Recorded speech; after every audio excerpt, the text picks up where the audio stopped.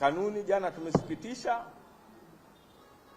Mambo mengine ni kanuni ile iliyokuwa inahusu sijui watu wameenda jumba la dhahabu nini.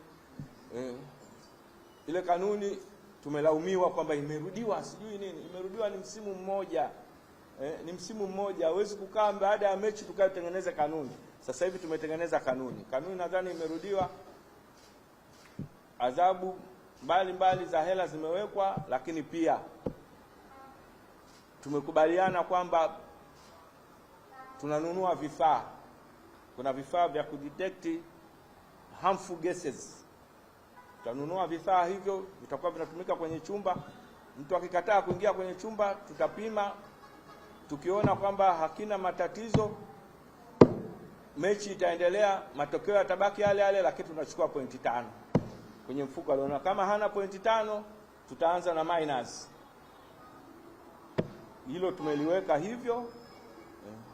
Tumewaita viongozi wale, wameitwa ili kuweza kupata kwa nini wanafanya na wanarudia. Wameeleza na tumechukua. Kilikuwa ni vikao vizuri kabisa, vimetupa mwanga. Kweli kuna vitu vinafanyika, ingawa pale tulishindwa, huwezi kuvidhibitisha kwa sababu hatakuwa na vifaa hivyo, lakini pia basi unatoka nje kabisa. Lakini pia tumeuliza ukaguzi unafanyikia wapi. Kuna vitu vingi tumehakikisha kwamba angalau taratibu zifuatwe. Na tulijaribu kuangalia kama walikwenda kweli, mwamuzi angekwenda kuwa kaenda kuwakagua huko kwenye jumba la dhahabu, tungeruka naye mwamuzi.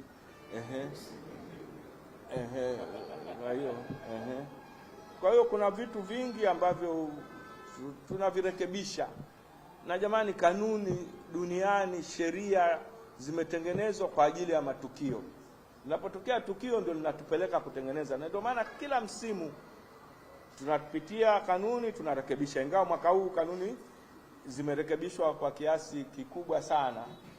Swala la kwamba timu kwenda kucheza mazoezi siku moja kabla ya mechi, hamna kwa mgeni wala kwa mwenyeji.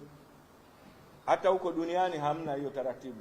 Ni kufill pitch, tunaondoka. Sawa jamani?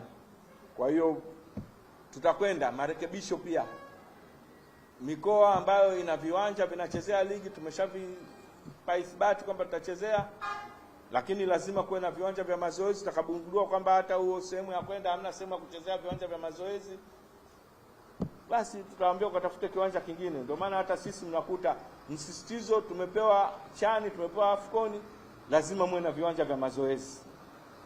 In fact niwaambie wazi kabisa, hili jambo la miundombinu mazoezi tulikuwa tunalichukulia, lakini mimi nilianza kulifeel kwamba ni jambo muhimu wakati tunatayarisha Afcon ya under 17 2019.